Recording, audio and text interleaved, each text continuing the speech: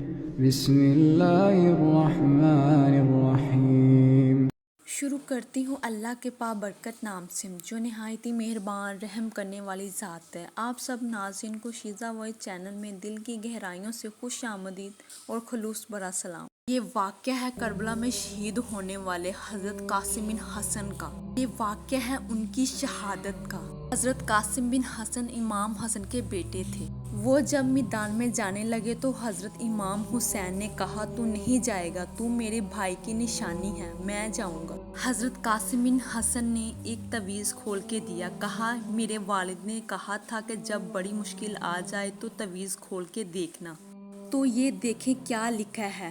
رکا ہے، تعویذ ہے ہی نہیں۔ جب کھول کر دیکھا تو اس میں لکھا تھا کہ قاسم اگر حسین پر کڑا وقت آ جائے تو پیٹھ کے آگے آگے رہنا، اگر کڑا وقت میرے بھائی پر کبھی آ جائے نہ دیکھنا، اس کے آگے آگے چلنا، اسے حسن کی کمی نہ محسوس ہو۔ سیدنا امام حسین پہلی دفعہ کربلا میں اس وقت روئے جب یہ رکا آپ نے دیکھا تو فرمایا ٹھیک ہے، اگر حسن نے وصیت کی ہے تو میں نے زندگی میں اگر ان کی ہر بات مانی ہے تو اب بھی مانوں گا۔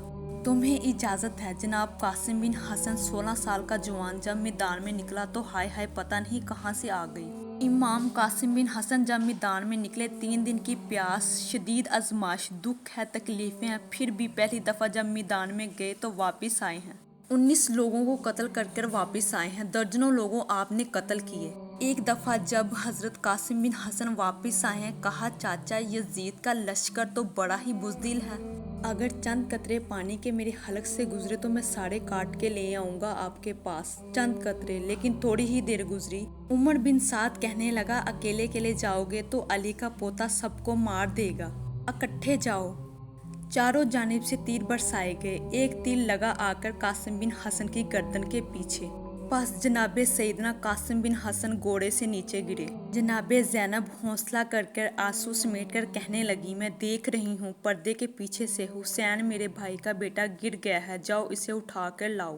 حضرت امام حسین قاسم بن حسن کو اٹھا کر لائے اور سینے سے لگایا ہوا تھا۔ حضرت قاسم بن حسن کا قد حضرت امام حسین سے زیادہ لگتا تھا۔ اٹھا کے لائے اور لٹا دیا گیا۔